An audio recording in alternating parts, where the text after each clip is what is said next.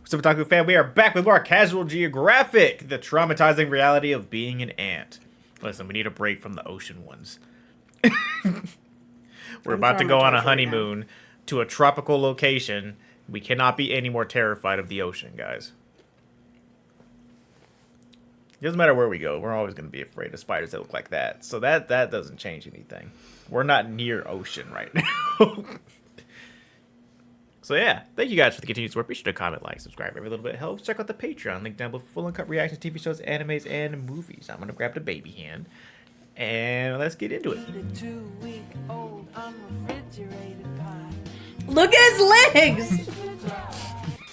Life kind of sucks. Don't get me wrong, the gift of life is a beautiful thing and all that, but then again, none of us really asked to be here, and then one day you gain consciousness, minor character development followed, and before you could blink twice, you got student loans, a job, and taxes. All that aside though, we actually have it pretty good. I mean, we could be ants, because in the game of life, ants have some of the most creatively cruel game overs of any animal. To be fair, ants do have a lot going for them. They take the whole strength in numbers thing and put it on steroids, resulting in a youth social insect able to weaponize its community to take down threats hundreds of times in size like an angry Twitter mob. The all-for-one mentality is how ants have managed to stay in the game for well over 100 million years, with today over 12,000 flavors of them seasoning virtually every part of the earth that isn't Antarctica. The problem with being so ancient is that your neighbors have had that much time to evolve around your existence, which often involves using the ants' own habits and traits against them, and trust me, you're gonna see just how ridiculous some animals got with it. Plenty of animals' grocery lists have ants on it. It'd be virtually impossible to list all of them, but here are some of the most memorable for us and traumatizing for the ants. For example, this is an ant graveyard, and most ants don't find out till it's too late. That's because the ant line is the equivalent of a Call of Duty camper that digs a funnel-shaped crater in the sand and then hides in the center of it completely invisible to the rest of the world. All it takes is one ant to step into the death trap to get sent sliding into the center. And with the shifting sands and the ant line tracking the ant through vibrations and actively flicking up sand, the harder the ant tries to struggle, the further it slides into the pit, directly into the snare trap jaws. And considering some ant lines can spend years in a stakeout, once they do grab the ant, they waste little time injecting it with venom to paralyze it, along with enzymes to digest it from the literal inside out. Which is when the ant gets its actual life essence sucked from it by the ant line drinking its liquefied insides. And once the ant serves no further purpose, the ant line yeets the violated corpse out the trap like an empty Capri Sun and then goes back into homicide hovel to wait to feed on the next ant's mistake. And if that process sounds familiar, it's cause this is bar for bar what the Sarlacc pit from Star Wars was inspired by. The worst part is, even if the ant manages to struggle up one side of the pit, real-life Jabba will throw up sand from the center, causing the sand around it to collapse, along with the meal-prepped ant with it. A camping tremor isn't the ant's only paralysis demon. A Canthaspis patax is an assassin bug that also murks anything ant for a living. Like the ant line, that involves administering tissue-melting toxins and then slurping the life out of it. But they don't just toss out the used and abused ant carcass when they're done. The nymph gathers the soul-evacuated bodies of its victims and then wears it like a jacket. This corpse coat helps the assassin bug carry on its ant onslaught while camouflaging it so it too doesn't get put on a t-shirt. This is the first example of what I said about animals using the ant's habits against them. The spiders that the nymph normally would have to worry about also don't want smoke with an angry ant mafia. So scientists believe that cosplaying as an ant army keeps the underage assassin bug alive long enough to reach its adult form, when they don't need a carcass scarf to survive. But it also means that an ant's entire existence can really come down to being a part of some assassin's ensemble. I only listed two. It gets so much worse. Forward flies are one of the biggest ops to an ant's pursuit of happiness, to the point where the United States tried to weaponize the flies against them. The nightmare starts when a forward fly, which can be easily mistaken for a fruit fly, penetrates the thorax of the ant and then leaves behind an egg and then just takes off like only a destructive deadbeat can. This doesn't kill the ant, but the events that follow make it wish it did. Because once the egg hatches, it migrates to the ant's head where it begins eating it from the inside. The victimized ant is alive for all this, but seemingly goes into a catatonic state.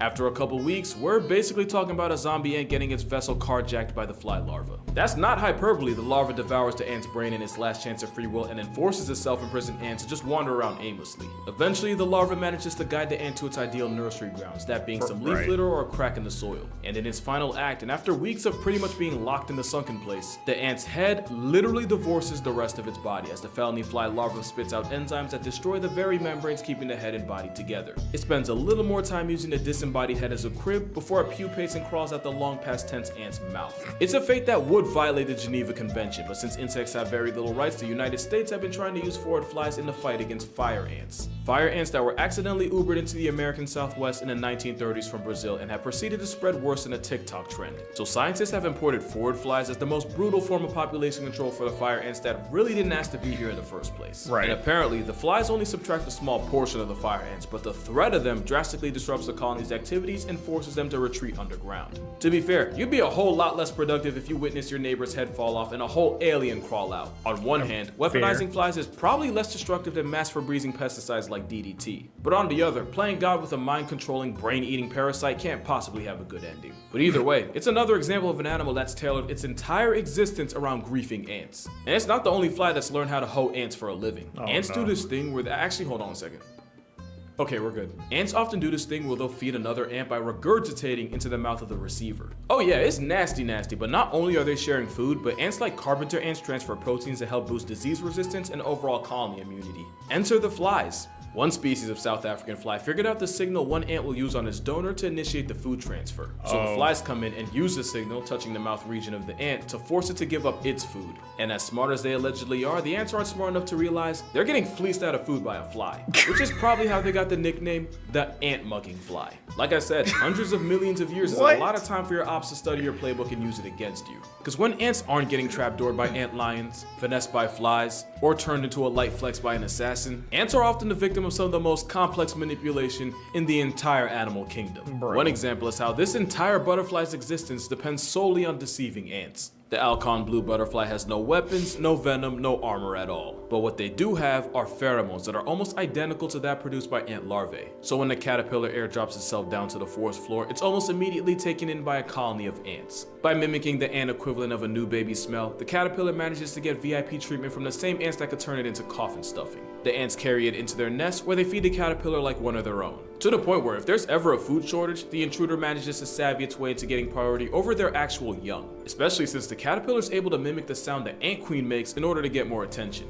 And I get that it took millions of years of trial and error to get it right. That is some wild commitment. That is wild as hell. The fraud for 2 years until one day it pupates and flies out the ant nursery with the ants unaware of just how hard they got played. This game plan works out so well for the butterfly that even one of the slowest animals on Earth takes a cue from them and pulls a fast one on ants. Ants love. This butterfly spends the first 2 years of its life finessing ants. I want to know what an ant queen sounds like. I don't. Do you really want to know that? Well, you put it that way. Just not. No. Eating snail slime. I want you to remember that piece of information. It's going to be real important later. Okay. But one species what happens? takes a cue from them and pulls a fast one on ants. Ants love eating snail slime. I want you to remember that piece of information. It's going to be real important later. But one species of snail will purposely secrete slime in order to attract the ants who kidnap it and carry it into their nest. Since most ants will 100% eat a snail alive, at first this looks like self-subtraction with extra steps. But once carried into the ant fortress, the snail suddenly stops releasing the slime that got it there in the first place. And somehow not being seen as food gives the snail diplomatic immunity, and they're able to move around the nest untouched and even feed on the groceries the ants bring in while contributing a total of nothing. But at least with the Alcon blue and the snail, technically no one really gets hurt. But one animal manages to not only completely manipulate its ant mark, it does it in one of the most ridiculously complicated ways possible. Go get a snack if you don't have one. This finna be a novel. The jihad starts with a parasitic flatworm that enslaves the ant through mind control. You see the pattern here, right? Completely against its will, the ant is forced by the flatworm shacking up in its brain to climb up a flower or stem and clamp its jaws around the tip of the stem where it can wait for up to 2 months. Wait for what exactly? Basically for an animal that eats grass to come in and take the zombie ant with it. End of the road for the ant, but the parasite manages to make its way into the liver of its new host, which is probably why the flatworm is called the liver fluke.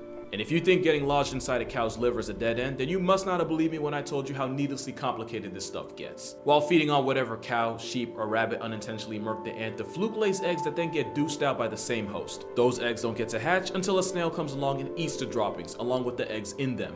And it's while getting taxied by host number 3 that the eggs hatch and proceed to irritate the snail to the point where they get ejected along with a good amount of snail slime. You remember what I said about snail snot and who likes to eat it? And it's once an ant feeds on the contaminated, parasite-loaded goop that this vicious cycle restarts itself. Pretty much the liver fluke's life cycle looks more like a Family Guy cutaway. But instead of Meg, the biggest casualty in all of this is an ant that thought it scored an easy meal but instead gets turned into an easy lick. And I know what you're thinking, and yes, there's a fungus that does the exact same thing. Ants live through The Last of Us firsthand when a cordyceps fungus infects an ant, robs it of its life choices, and then forces its new vessel to climb up high enough until it makes it clamp its vice grip jaws around a stem, and then it just stands there waiting for the sweet release of perma-sleep. And once the ant becomes a was, its withered body becomes ground zero as the fungus proceeds to explode out of it, with the fruiting body growing out of the decommissioned ant's head. And from there, it spits out spores in order to continue the cycle of completely desecrating the ant's way of life. So as you can see, there are many obstacles to an ant's very existence. Knew about that one. Taxes don't seem too bad now, huh? But by far, the biggest threat to ant survival are other ants. Ants regularly commit acts of war against other colonies, and the outcome is just as horrific as you'd think. Apart from the mass slaughterings, ants regularly participate in slavery. When ants like the red formica raid enemy nests, it's not enough for them to red rum any adults that try to slow them down. They'll make off with as much of the victim colony's larvae as possible. In a season, they can abduct. This is a deep cut, but hey, if you guys ever played the old school Sim Ants game, that was literally the whole point of the game. You're either a red ant or a black ant, and the goal is to take over the whole yard. And you can literally go into the other colony and steal their babies. And then just by bringing it back to your place, it becomes whatever kind of ant you are, because apparently just being in that environment will change who they are.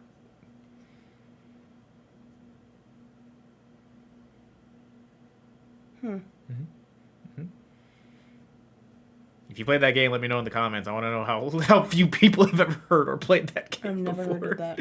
Thousands. Back at the kidnapper's home base, the stolen children are born with no way of knowing how they got there and are conditioned to serve the colony that massacred their family. The kidnapped are made to do tasks such as maintain the nest, go out and search for food, and even look after the next generation of baby snatchers. They'll even do that weird food transfer vomiting thing I told you about to feed their own captors. But don't think for a second that the kidnappers get off scot-free. Eventually, the enslaved turn on their kidnappers by hitting them where it hurts the most. A good number of the slave maker ant pupae get murked by the same slave workers that were supposed to be looking after them. This getback can delete more than half the colony's children before they finish the pupal stage and become adults. And in some cases, up to 2/3 of the slavers' offspring get relieved from life. I've made this joke before, but that's Django Unchained levels of getback, which is why another ant figured out a safer way of griefing their ops. The Solenopsis daguerreae of South America is another parasite whose queen will infiltrate the nest of, for example, red fire ants. And instead of immediately turning the queen into a hashtag, the parasite instead steals the food intended for her, which pretty much kills the actual queen slowly. And while that's happening, the parasite queen starts spawning eggs, which the workers unknowingly take care of.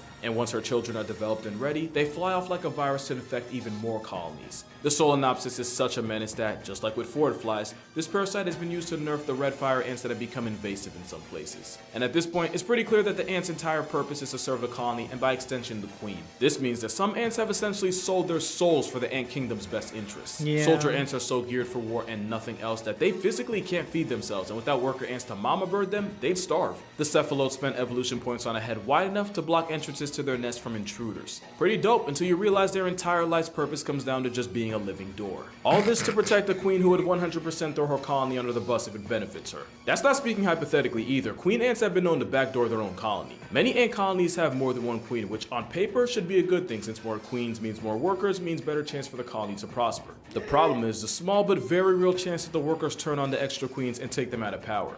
Permanently.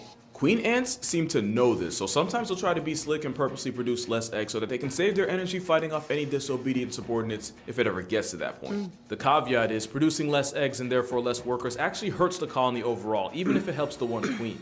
The problem is the workers know it, and they can sense how fertile a queen is based on chemicals. So if the worker ants suspect that one of the queens is holding out on them, it's curtains for her.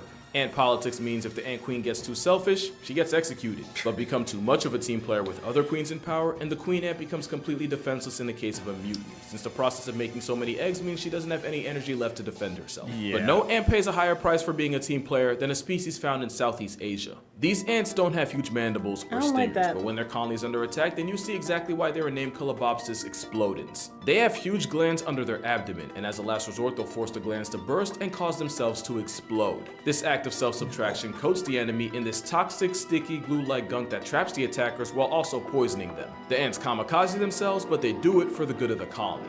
And this isn't even the only way ants will voluntarily cross themselves off the census. There's a species of Brazilian ant that'll seal the entrance to their nest every night to keep possible threats out.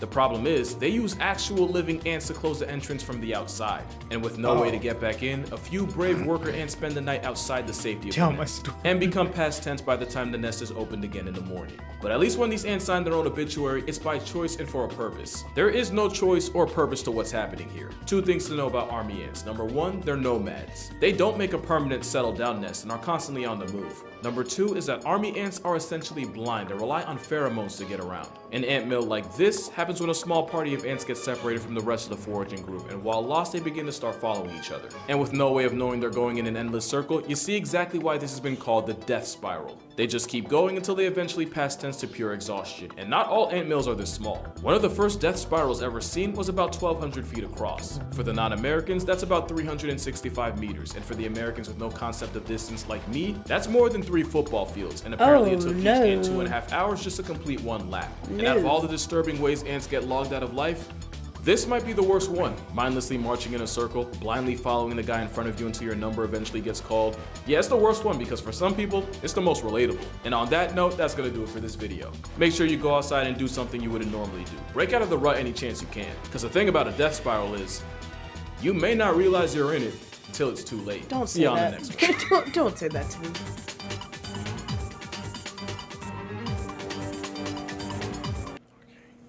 Well, now I gotta. Well, I don't want to see it, but now I gotta What? see how many ants that looks like. I will probably throw up. Hold on. Ant death spiral. He said, like a lot of meters. 1,200 meters. 1,200. 3 football fields.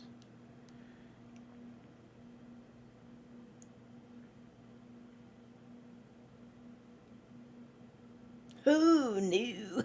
If I saw that, I don't like it. Thank you guys for the continued That's support. awful. We'll see you for the next video. Bye.